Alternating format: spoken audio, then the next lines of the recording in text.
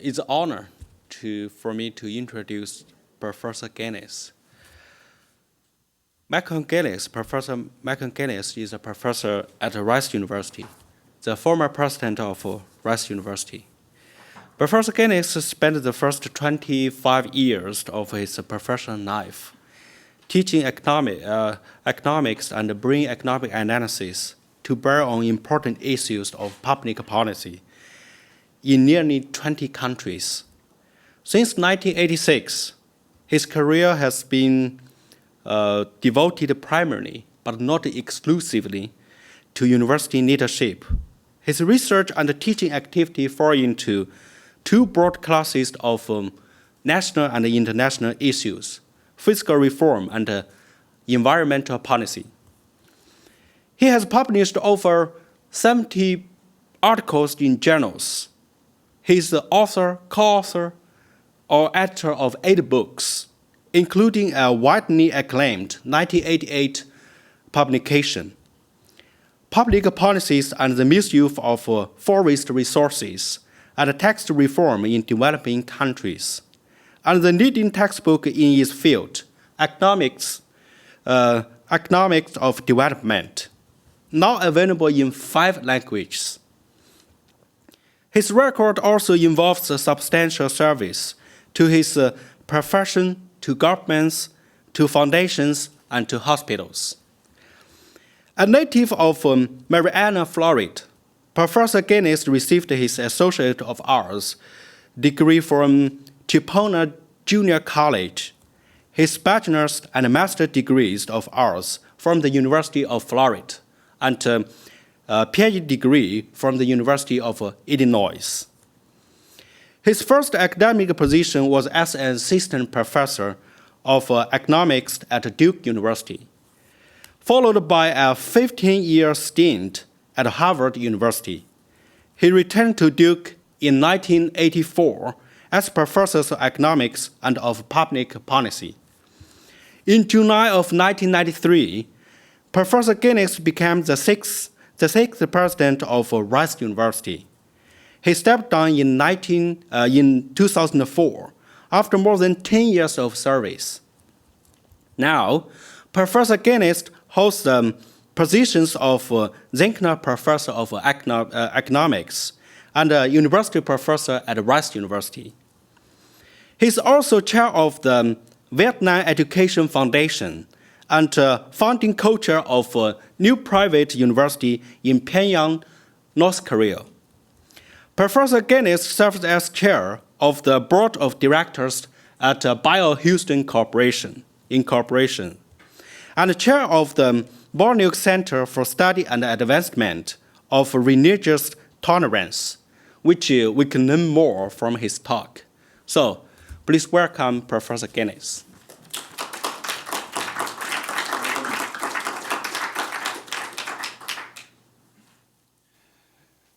Good afternoon. So you asked to hear of my concerns for society. I have concerns. About 10 of them seem pretty serious to me. But I want you to understand that I don't spend all or even most of my waking hours worrying about them. Both life experiences and my genes have made me an optimist. But even optimists have to confront problems. How can you be a committed pessimist today in the face of these facts? Number 1, illiteracy rates worldwide are down by 50% since 1971. 2, life expectancy. What better indication of living conditions than life expectancy? Life expectancy worldwide has risen in the past 50 years by how much? Do you have any idea? How much? 50% worldwide. Okay? 50%. Third, 25 years ago, just 25 years ago, 40% of the world's population lived on less than $1 per day. All right? There's still lots of poor people, but that percentage now has fallen to 25%. of the world's population, adjusted for inflation, okay? With the same dollar's purchasing power. Number 4, 25 years ago, both the academic presses and the popular presses were full of dire references to the ill effects to humanity and to the environment of the so-called population explosion that was being predicted. Did it happen? Today, we have more of a population implosion because of declining fertility rates everywhere in the world except the Middle East. So doomsayers have always been with us.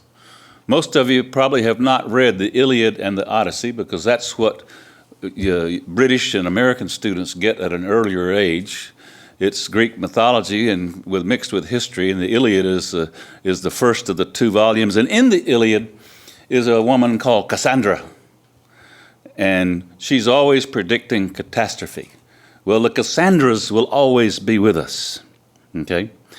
Consider the widely expected catastrophes predicted by the Club of Rome in the 1970s. They said we're going to run out of everything in 15 or 20 years. Of course, we didn't.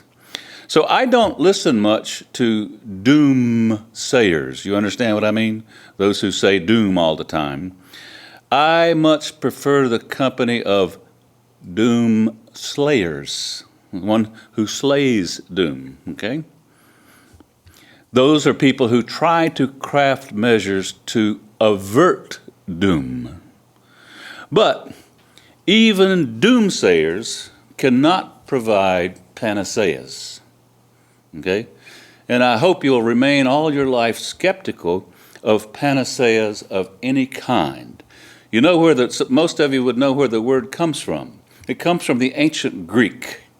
Panacea in ancient Greek literally means, it's first person for I can cure it all. Okay? Today, in modern Greek, panacea has a similar meaning, but it's very interesting.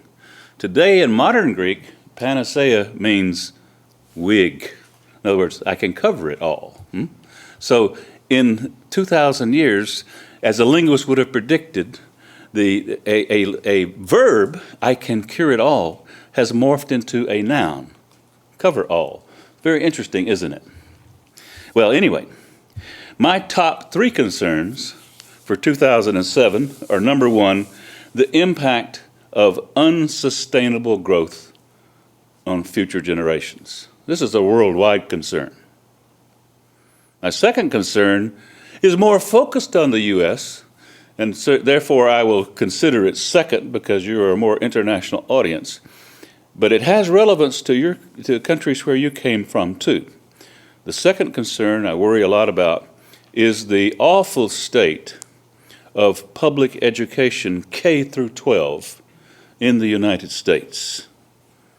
The third thing I worry about is the steady erosion of civility and sensibility in public discourse within nations and across nations.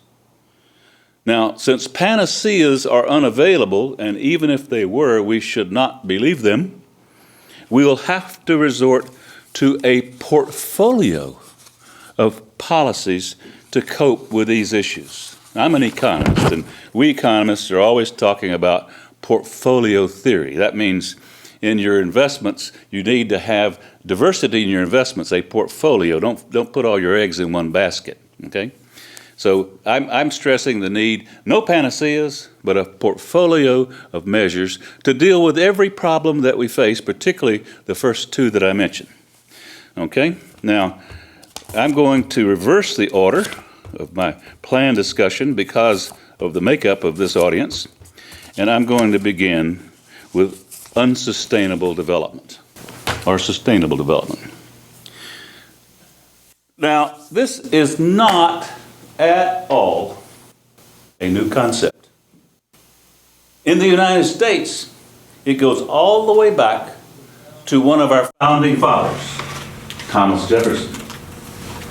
Jefferson provided a really good definition of sustainable development, In 1789, he said, "The earth belongs to each generation.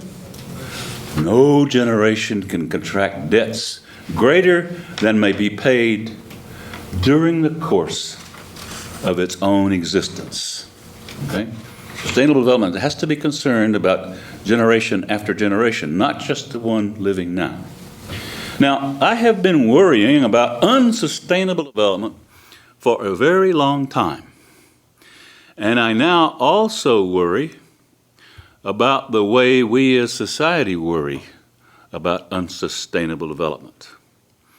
I feel that our present preoccupation with a real danger of global warming, our preoccupation with global warming, will cause us to give short shrift to other heavy costs of environmental degradation.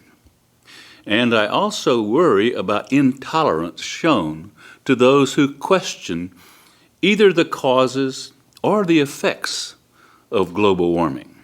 Okay? That is bad science. We should listen to everybody and then decide who we're going to believe. Anyway, I first began working on sustainable development in 1971 when I was researching tropical deforestation in Indonesian Borneo, called Kalimantan today. Okay? Twice I was almost thrown out of the country because my findings angered the agricultural ministry and certain military units. I later worked on causes and cures for tropical deforestation there in Indonesia, one of my most beloved countries, and in Africa and in Latin America. Over time, though, my concerns extended also to other environmental issues, such as acid rain, air and river pollution, and then energy conservation. And along the way, I developed for myself views on measures for sustainability that were considerably more market-focused than was the received wisdom of the day. Okay? Received wisdom then and now focused almost exclusively on the role of market failure in environmental degradation.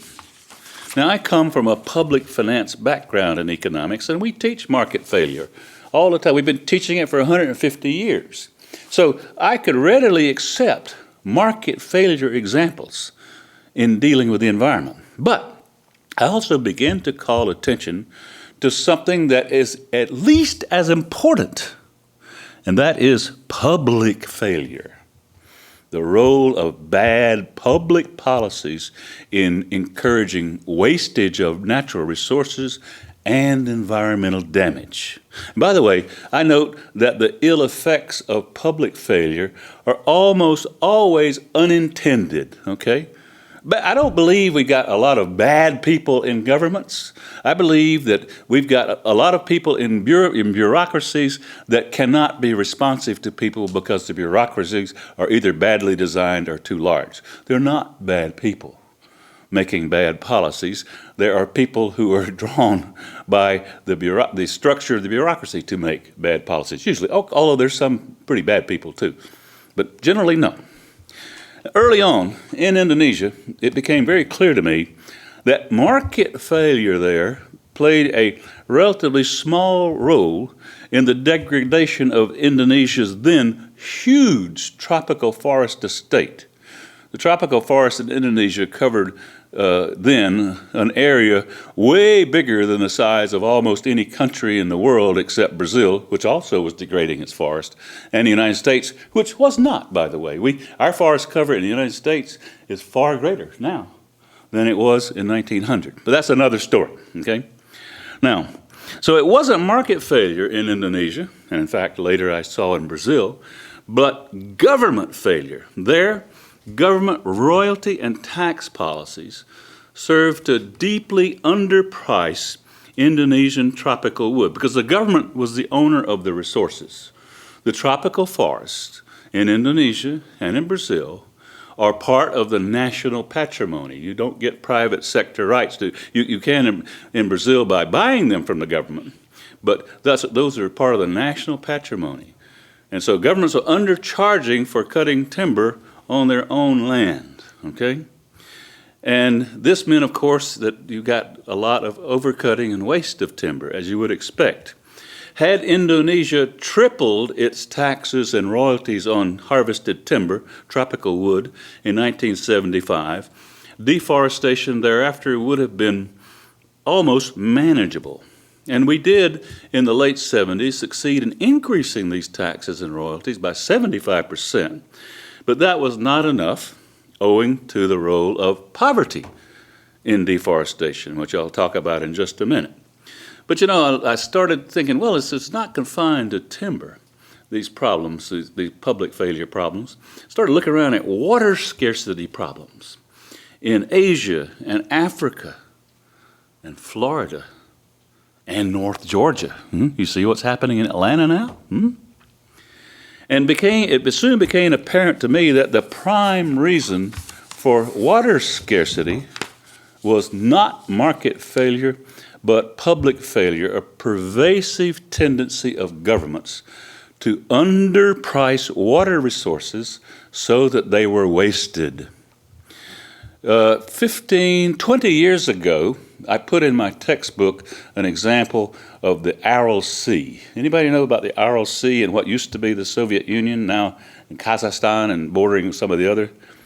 Well, the Aral Sea today is about, say 29% of its former coverage, okay? The area it covers is 25 to 29% of what it used to be.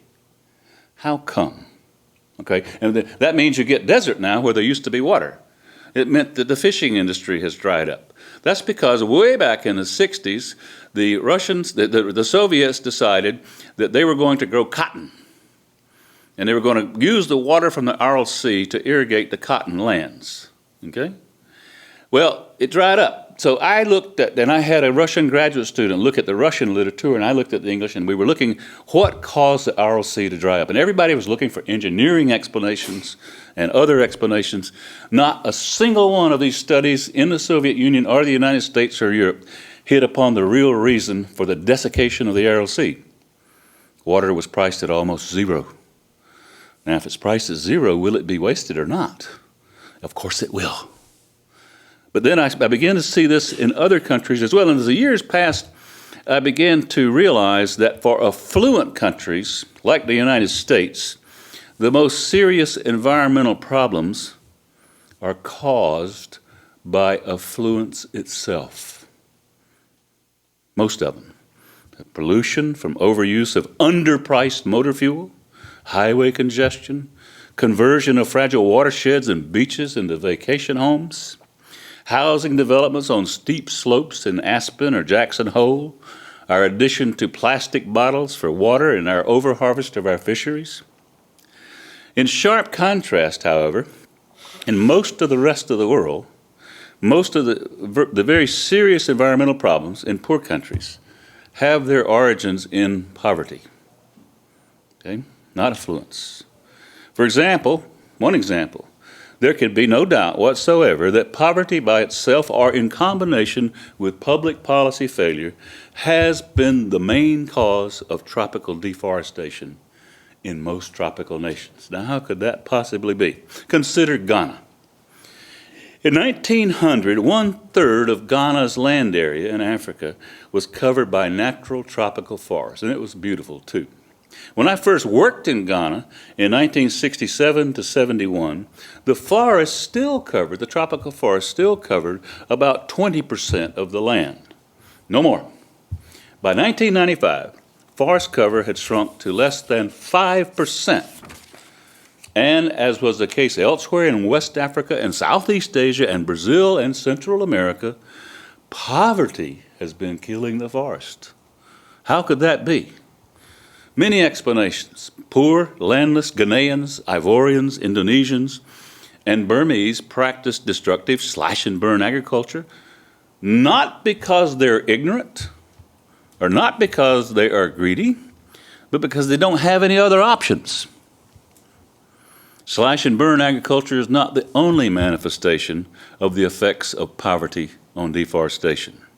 In many poor nations, the role of poverty and deforestation has been magnified by the ever more desperate search for fuel wood by impoverished people.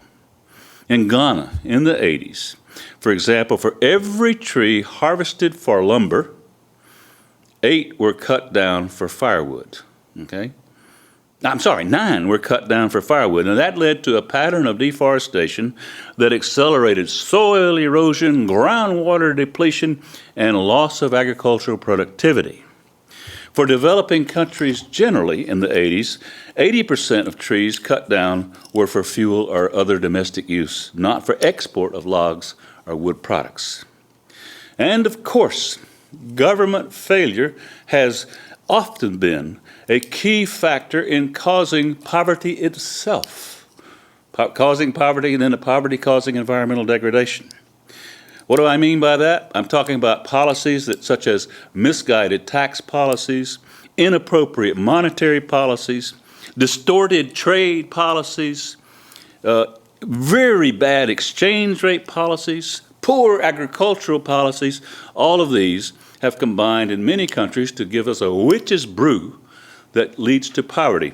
In my experience, I would say that more often than not, poverty in poor countries is driven as much by bad government policy as anything else.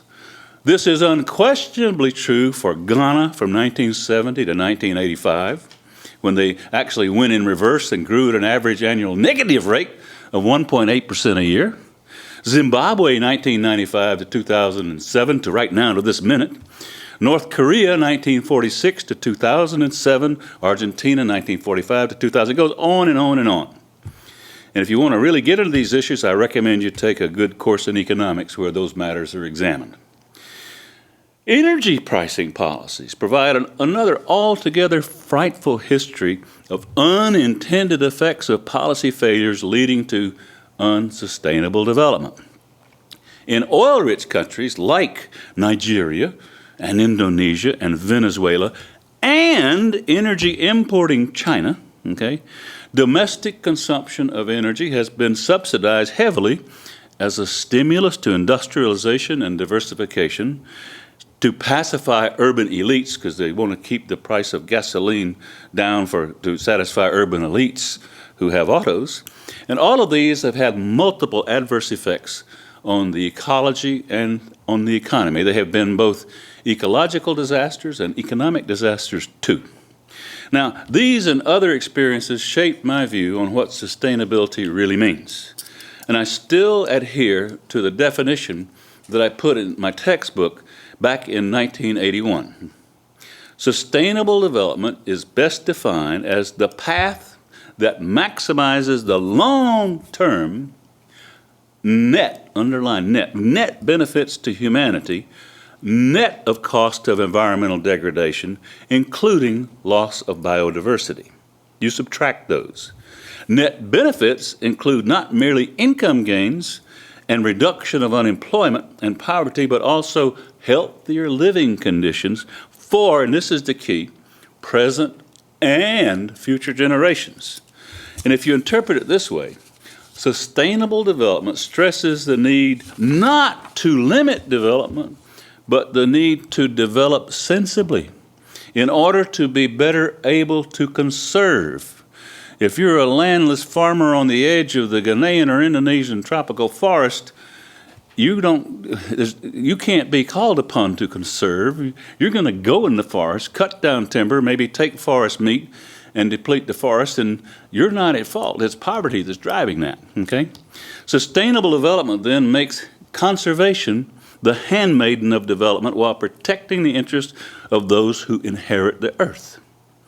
In sensible, sustainable development, preservation is valued not for its own sake, but for what it can do for the welfare of present and future generations.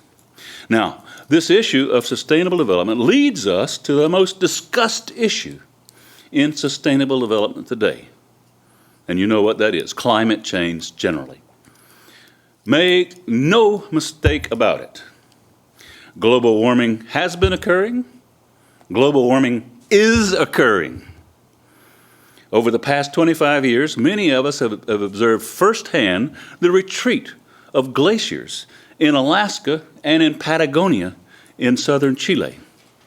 20 years ago, at a conference when I was at Duke, I voiced my refusal to buy beachfront property in North Carolina on grounds that it would be underwater by the time my grandchildren could use it, okay? Because of sea level rise coming from global warming. My wife is sitting back there and she'll tell you that's the truth. Atmospheric CO2 levels are at about 380 parts per million now, and they probably will reach 400 parts per million in 10 years. When you get to 450 parts per million, you're in real trouble, okay? Now, it is clear that human activity has contributed to atmospheric buildup of greenhouse gases. But unlike some, I cannot be certain as to whether humans are responsible for 50% of the problem, or 70%, or 80%. Anyone claiming precision in that estimate deserves our deepest skepticism. It is also unclear what the net effects of climate change might be over the next 200 years for people. Reliable answers cannot be found in the now discredited Stern report published in Britain last year, or in Academy Award-winning docudramas. But I do suspect that on balance, the result of warming will probably not be positive for humanity. That's what I suspect. But anyway, considerations of future generations require that we ought to be worried about global warming. But at the same time, I worry a lot about how we as a society worry about climate change, especially in the United States and Europe. You know that 84% of Americans believe that global warming is occurring. Well, yes, they're right. That's a perfectly reasonable, rational view, okay? But against this backdrop, we have witnessed the rise of a new secular religion that allows no room for any dissent of any kind and no tolerance for studies asking honest questions about the phenomena and its implications. I have attended enough conferences on energy and climate change to see ample evidence of the intolerance coming from this new secular religion. A young, untenured faculty member these days might be well advised not to question or express even mild doubts about any part of the conventional wisdom on climate change. Now, having said that, we have a job to do. What is to be done? If you are a doomslayer and not a doomsayer, what you going to do? Who you going to call? Okay? Not Ghostbusters. Who you going to call? Extravagant language has been used in the past to portray a state of immediate emergency from the threat of global warming. But should we not be, here, I'm going to give you a heretical statement, okay? A pure heresy statement. Should we not be at least as concerned about the effects of global cooling? Is this hearsay? No. The proliferation of nuclear weapons today means that university students today, including graduate students, probably face in their lifetime a greater probability of serious global cooling than global warming. A nuclear exchange of multiple megaton weapons in one or more regions could easily lead to nuclear winter for the world lasting decades or centuries, okay? But when we focus all of our attention on global warming, or a lot of it, we tend to move away from questions like that and other environmental questions. I told you it was heresy, but it's something worth thinking about. Still, we have to face these more conventional climate change problems. And since there are no panaceas, we have to have a portfolio of measures.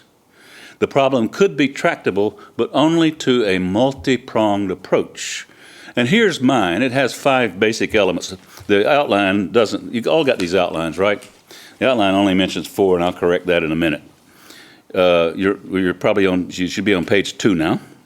Okay. The first one, you wondered why I was spending so much time talking about tropical deforestation. Well, it turns out that's a big problem in terms of greenhouse gases, as you know. After China now has surpassed the U.S., by the way, I guess you know, as a CO2 emitter, okay? After China and the U.S., the largest source of CO2 emissions comes from Brazil, number 3, and Indonesia, number 4, okay? Owing to annual deforestation of wide swaths of tropical forests. Higher taxes and royalties on timber harvests, plus removal of all subsidies for land clearing, would contribute materially to lower levels of greenhouse gas. Okay? Number 2, in a portfolio, you got to eliminate everywhere all subsidies to energy use, especially in the top 2 emitters of greenhouse gas, China and the United States. At an oil price of $90 per barrel, China's subsidy to energy use is 33%. And U.S. subsidies, such as those from ethanol from corn, are truly wrong-headed and pernicious, about which I will speak more in a minute. If you want an example of a really, really dumb, destructive policy, you subsidize production of ethanol from corn, and I'll tell you why, okay? The third thing you want to put in your portfolio, because there are not any panaceas, higher carbon taxes. And I say that sitting right here in Houston, Texas, okay? Higher carbon taxes to provide market-based incentives to curtail growth of CO2 emissions. Now here for the United States, we have a happy coincidence. The Europeans have always had taxes on motor fuel that pretty well covered the damage caused to road use, okay? The U.S. taxes on motor fuel have always been a fraction of those in Europe. So now we're talking about the U.S. We really underprice motor fuel. We don't even cover the cost of damage done by trucks and cars to the road with our taxes on motor. Well, here's a happy coincidence. By 2009, the U.S. Highway Trust Fund will be broke. No more money will be in it because we've spent it all.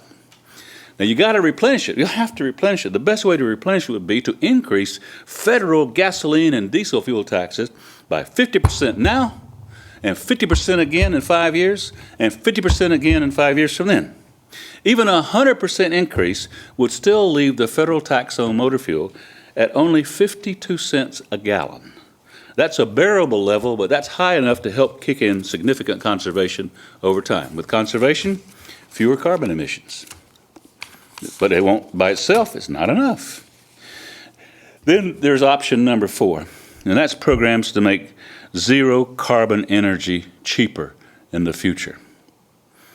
For the short term, there is no question but what the United States and other countries should look at what France is doing. Nuclear energy. Okay? We got panicked into moving away from nuclear energy by a couple of stupid movies in the 1980s. This is almost carbon-free.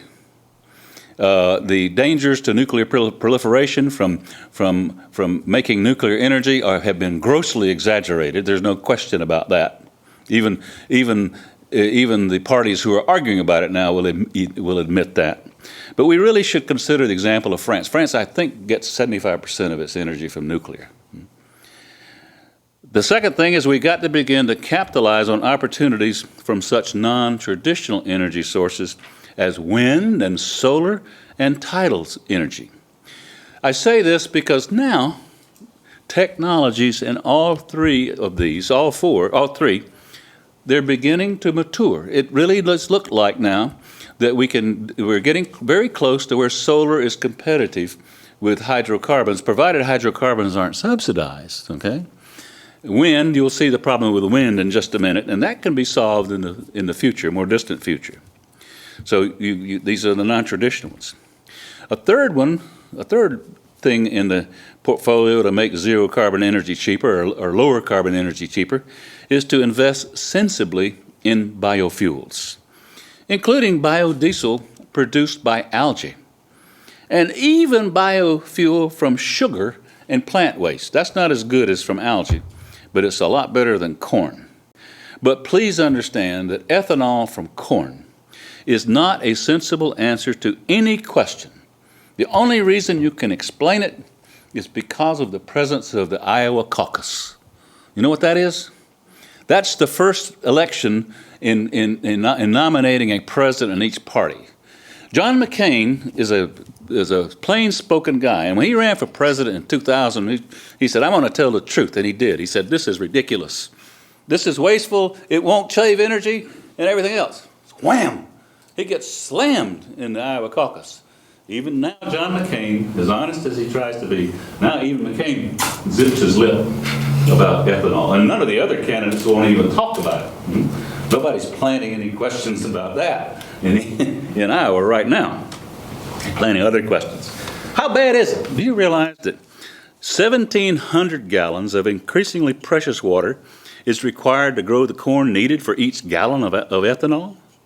Just to replace 10% of gas and diesel consumption in the United States, we would have to convert 40% of U.S. cropland to ethanol. Here's a subsidy the world can do without. A fifth prong, and here we should learn from Europe, although they've made mistakes, and that's a cap and trade system. Okay? Now, the Europeans messed up their system in the first round. They're getting it corrected now. They issued too many permits, but that does not mean that we should ignore this tool in the United States or in the rest of the world. What is a cap and trade system? Well, in very simple terms, it imposes strict quantitative limits on emissions from industry and agriculture. So you put quantitative limits. And then you grant permits for emissions. You get a license to pollute, if you like. People don't like to hear this. Okay, but you're going to solve the problem, you got to get over being queasy about these things. Okay? So you get a license to pollute. You get a market created where the permits can be sold by those who emit less and purchased by those who emit more. We've got 8 bills before Congress now is trying to use this market-focused system to reduce greenhouse gases. Now, for the longer term, exotic new sources hold out great promise, and many of them come from nanotechnology, which, as you know, the modern nanotechnology was born right here on this campus in 1985 when Rick Smalley and Bob Curl and Frodo discovered the buckyball, carbon-60. Okay? Nanotechnology could play a growing role in improving the efficiency of energy use and therefore energy conservation. And friends, we're not talking about small change here, okay? I'm not talking about small change at all. For the near future, this is happening already. Nanoscale particles in new arrays for solid-state lighting promise to reduce electricity used for illumination by 50% within 2 decades. That's using light-emitting diodes. Okay? That science is solved. Now, it's just a question of doing the right engineering, getting the materials down cheaper and all that. Now, in the more distant future, nanotechnology could give us much better energy efficiency by revolutionizing our country, this at least, the United States' electric power grid. Carbon nanotubes are especially promising in the development of energy-saving capacitors and batteries. By 2050, at the latest, nanotechnology may allow us to shrink 100 kilowatt-hour electrical storage units to the size of a washing machine, okay? Just to the size of a washing machine at a cost of less than $1,000 per machine. If you had this, you could have local storage of energy at the point where energy is used, the household level, okay? And if you did this in combination with time-of-day pricing, higher electric charges during periods in which electricity is used most intensively, that would mean that primary providers of electric energy could deliver their power to the grid when it's more efficient to do so. This would sharply cheapen power generation costs by reducing the need for reserve capacity to meet peak demands. But there's more. There's more. Huge amounts of energy around the world is lost, wasted in electricity transmission, up to 20-25% in some cases. The longer you transmit, you get more resistance and you lose more power. Enter nanotechnology and the single-wall carbon nanotube. A nanotube is a hollow tube about 2 nanometers across. This thumb is 10 million nanometers wide, okay? A carbon nanotube is about 2 nanometers across, and it resembles, it's a hollow tube of pure carbon, and it resembles chicken wire all rolled up, okay? That's exactly what it looks like. Nanotubes can be fashioned into quantum nanowires, able to carry individual electrons within them, just as, what do fiber optic tubes do? Fiber optic tubes, you shoot photons down the tube, right? With a carbon nanowire, with nanotube wires, you shoot individual electrons down the nanowire. Okay, same kind of principle is using photons in fiber optics. The electron barrels down the nanotube along one track, and it generates 25 microamps per nanotube with near zero resistance. Now, 25 microamps per tube seems small, but you bundle these things together in wires like this, or maybe this, and that can be fabricated. You can fabricate. We know the science will allow it. It's engineering now. You can fabricate these into just 1/2 inch diameter cables that would carry billions of amps at almost no ohms. This is the best conductor that could ever be made. Think of the implications for savings in electric power transmission. So you could get quantum nanowires getting massive transfer of electric power over continental distances from northern Canada down to the Isthmus of Panama, okay? Hundreds of gigawatts could be transmitted from hydroelectric installations in British Columbia and coal plants in Wyoming to consumers in Key West and Boston. You can't do that now without terrific losses in transmission. Even more intriguing, super efficient power transmission will make it economically feasible for a large portion of primary power on the grid to come from solar and wind and biomass sources. From locations as remote as the western deserts, that's where solar energy, to North Dakota wind. Right now, only 400 megawatts of solar power is connected to the grid. That is equivalent to one small coal-fired power plant, almost nothing, okay? I think, you know what we'll do now? I think let's take some questions on this question of sustainable development. And then let's pick and choose about the other things that we want to talk about. What do you think of that? Or I'm willing to go into public education K through 12, but that may be more than you want to know about that. Or we could go into the question of incivility within and across nations. You tell me what you want to do. Yes? I have a question for you. If the potential is so great for the nanotechnology efficiency gains and economic gains, would that make the measures above that you mentioned irrelevant or superfluous? No, because you see, the only benefits we're going to get short term, that is medium term from nanotech, are in the light emitting diodes. Okay, and you'll see that flower over the next 10 years. The carbon nanowires, we know how to make, and I say that, scientists, we know how to make them now several centimeters long. You've got to be able to make them really long in order to do this. But that's an engineering problem now, not a scientific problem anymore.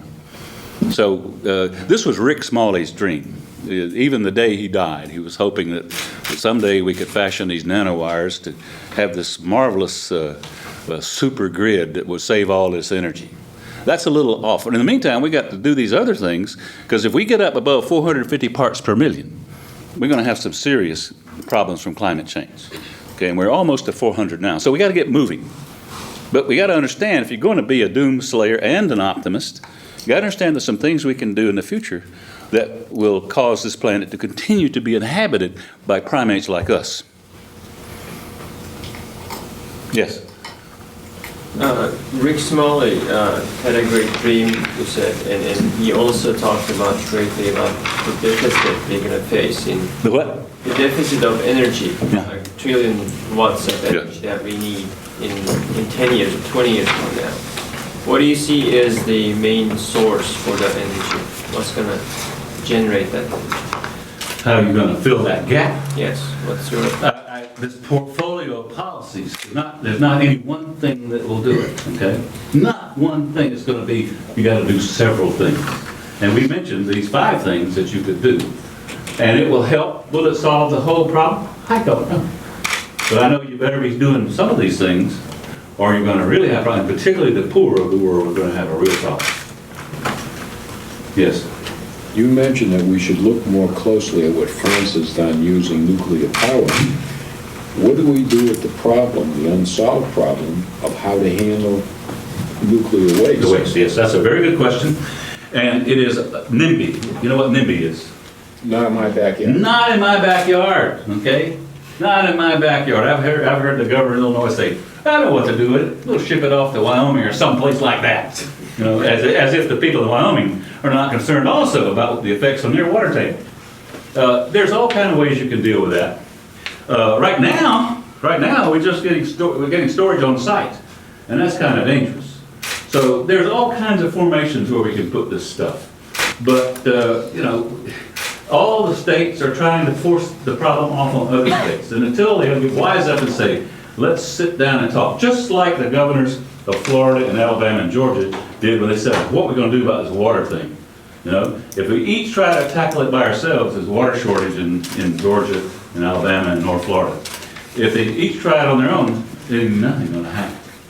So at one point they'll say, okay, we'll sit down and we'll figure out a place to put this stuff, and we will pay heavily to those regions for the present and future costs. That's the only, but the nuclear waste problem is big. But it's not insoluble. But it's an institutional problem, not a scientific problem, in my opinion. Yes? You mentioned about having how ethanol can be one of the main sources. Like, Can't. Not from corn. Yeah, it can't be from sugar. I mean, yeah, that's right. I mean, but Brazil does it so well. I mean, primarily for Brazil, like most of its ethanol is coming from sugarcane. Do you know like any kind of economics or the numbers as opposed to like having, you know, producing corn? I mean, ethanol from corn. And besides the fact that we need some kind of tropical weather to grow sugarcane, right? I mean, U.S. has got a huge land mass.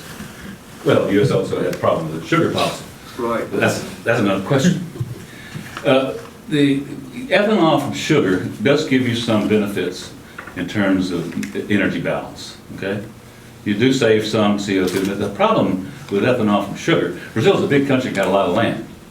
But pushing sugar production up to where you get very substantial ethanol to export is going to cause environmental problems for Brazil too. Fertilizers are going to go into the rivers and the streams, and you're going to have water table pollution and all that stuff. So, but on balance, sugar is still, the ethanol from sugar makes sense a little bit. Ethanol from corn is the dumbest thing we've done in a long time. Yes? It's actually a good segue. I guess I read recently that while Brazil's greenhouse emissions are decreasing due to their use of ethanol and perhaps some other reasons, China's are expected by 2050 to be as much as the entire world's today. So my question is, how do we, how do you affect this kind of change in policy on a global scale, you know, really in a macroscopic way? Well, here again, it's as much an institutional and political problem as anything else. By the way, Brazil's contribution to emissions is not decreasing. It's just that the ethanol from sugar has decreased a little bit, but they're still coming, the problem coming from tropical deforestation still keeps them up there in number 3 as emitters. Okay? It's a political problem. Finally, the finally cracked some heads in Washington that by the constant insistence by the Europeans and others that we have this problem. But Kyoto was not a solution, by the way, not at all. And people forget that Congress refused that when Clinton proposed it, Congress refused to verify it. That was not the right way to do it. But there are going to have to be a meeting of minds. And I don't think that the Chinese are ready to do it. China, by the way, the last growth process that was destroyed by environmental degradation was the Inca Empire.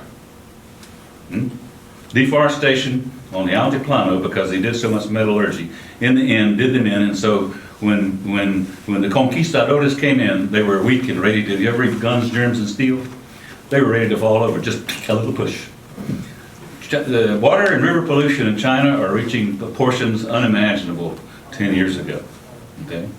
Absolutely unimaginable. You live in Beijing today, you cut 5 or 6 years off your life, according to the Chinese Academy of Sciences.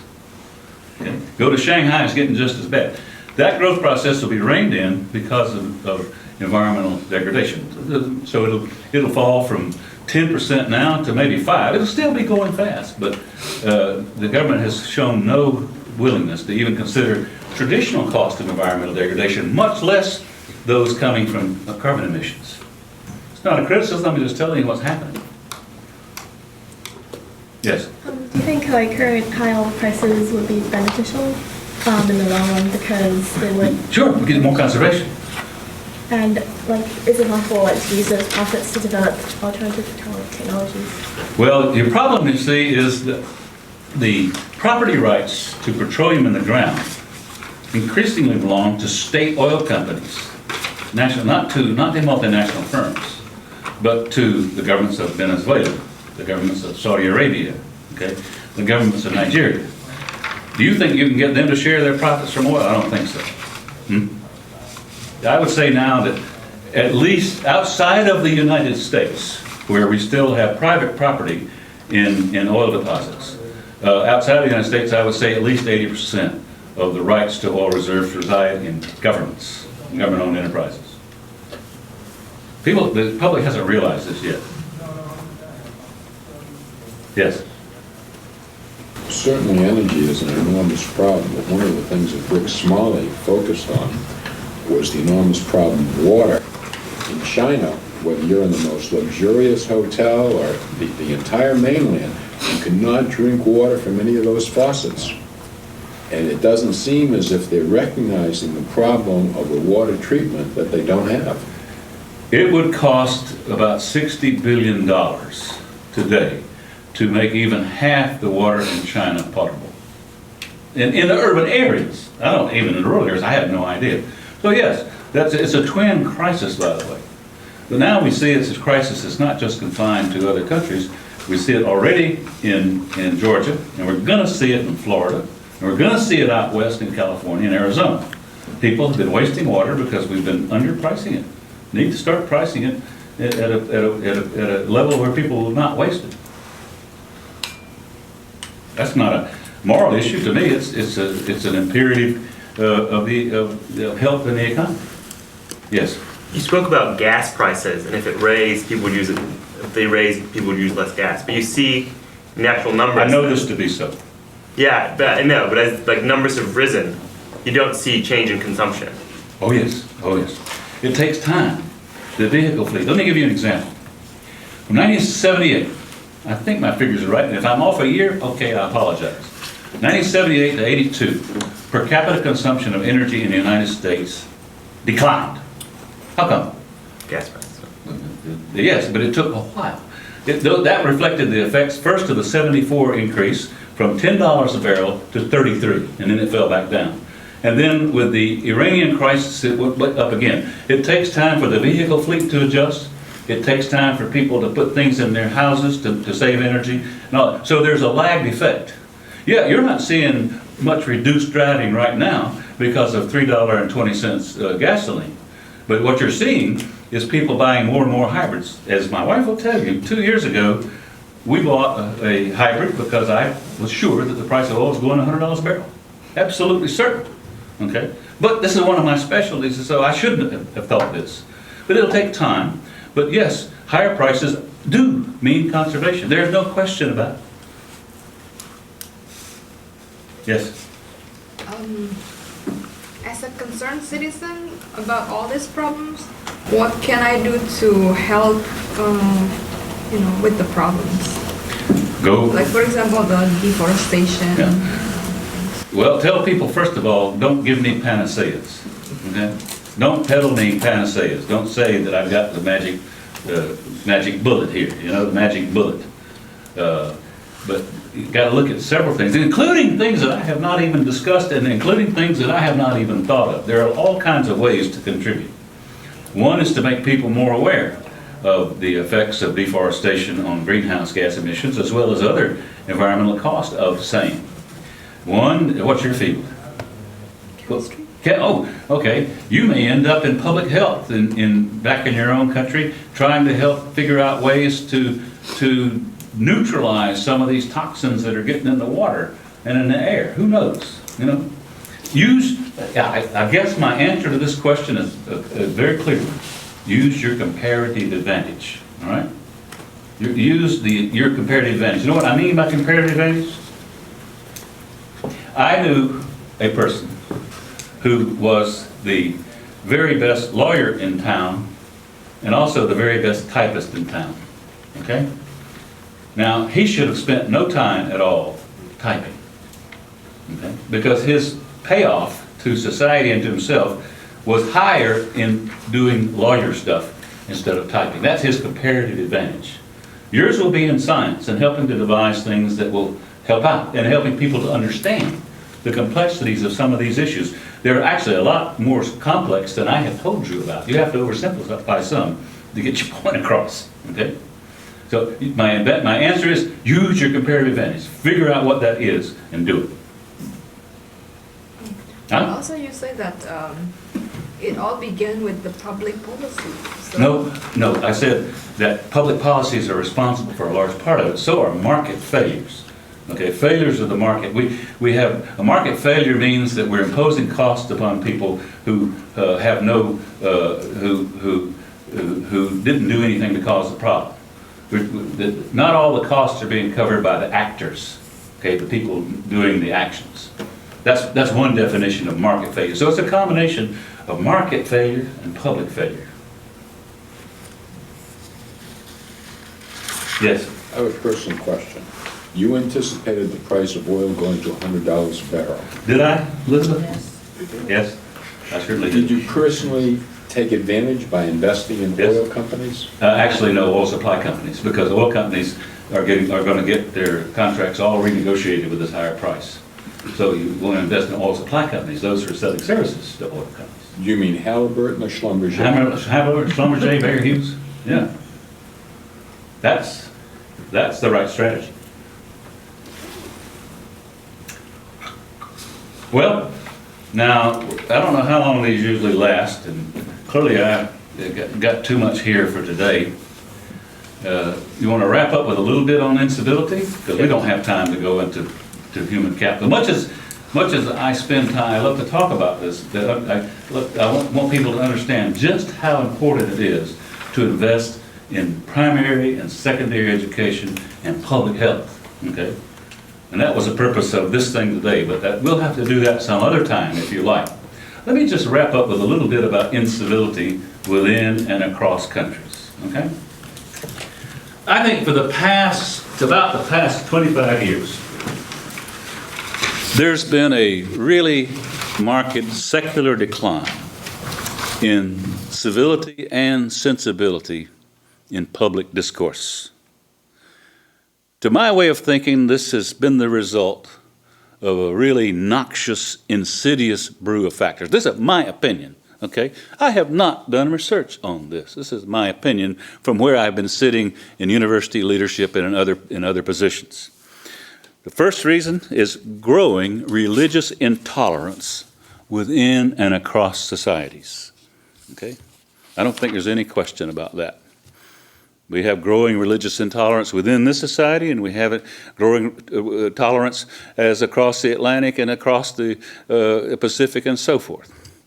Another has been explosive growth in political partisanship in governments and journalism and even academia. And the third has been the spread of political correctness to virtually all corners of society. Do you really feel free to speak your mind on all issues? If you do, raise your hand. Do you really feel free, even in a campus setting, to speak your mind on all problems? Probably not. Probably not. That's what has been caused by the spread of political correctness. I remember when I arrived at Harvard in 1969, I had unpopular views. Actually, the economics department at Harvard today looks more like my views than anything else. But in those days, no. But I didn't have the slightest, as an untenured faculty member, slightest hesitancy in saying anything. I think it's a little different now, even on campuses. The fourth, and I think if you think about it, you will agree with this, and that's been the unexpected effects of the internet, okay?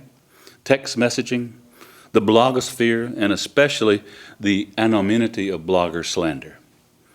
I think all of these together have led to a decline in face-to-face communication skills and to an palpable deterioration in manners in communication. Well, what is to be done?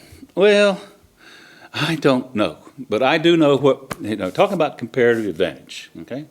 I decided if I'm going to do anything about this, I better focus on my comparative advantage. Years ago, I decided that, and if you believe all this, if you believe we've got this problem, you should be looking at what your comparative advantage is and doing anything about it. Years ago, I decided that my own comparative advantage in tackling incivility would be to focus on religious intolerance. Because since childhood, a child raised in a pacifist house who turned out not to be a pacifist, but saw how they could be discriminated against, since childhood I've been struck with the frequency of murderous conflicts rooted in religious intolerance. The Crusades, the Spanish Inquisition, the Irish question, you could just go on and on and on.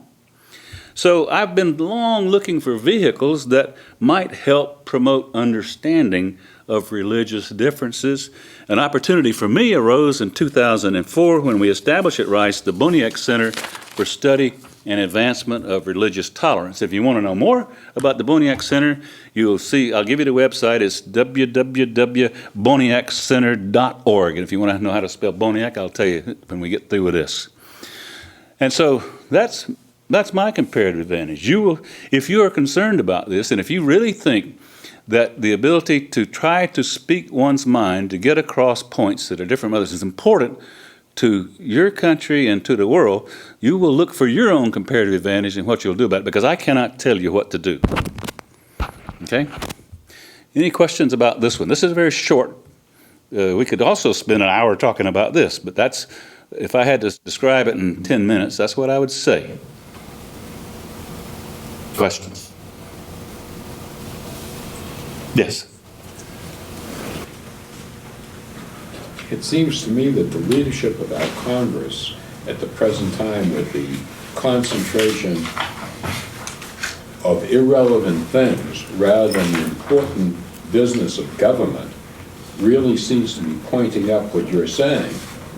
Rather than focusing on the terribly big issues we have, they're focusing on partisanship. Is there anything that can be done to stop that? Well, I'm just an economist, but I will, by way of, I don't know if this is any comfort to you, but I am a student of the Jacksonian era.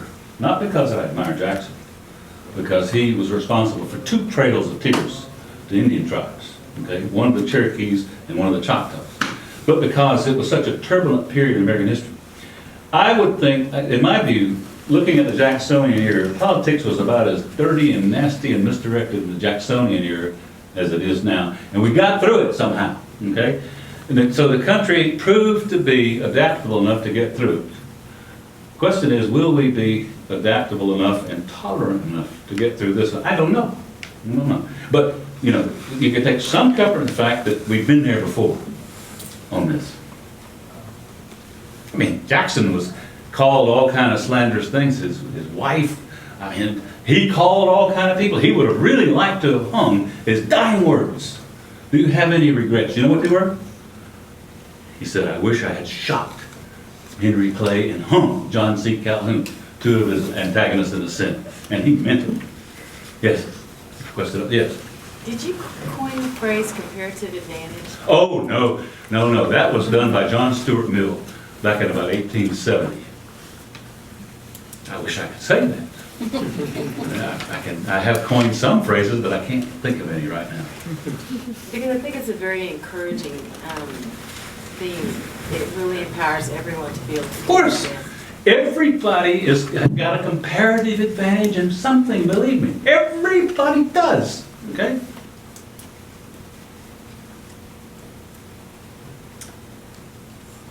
And I don't care what your IQ level is or anything else, you've got a comparative advantage. If it's IQ 75, you've still got a comparative advantage. If it's 190, you've still got one. You can't do everything, so figure out where your comparative advantage is. That probably is the most fundamental lesson of economics. This notion of comparative advantage. The most fundamental of all. All economists know it, or they don't deserve to be called economists. Other questions? All right, well, that's all I have to say for today. These are opinions, you know, better check them out. Actually, they're pretty well researched, except for the ones on instability. These are my own, these come from my own 67 years of living, that last one on instability. Okay, thank you.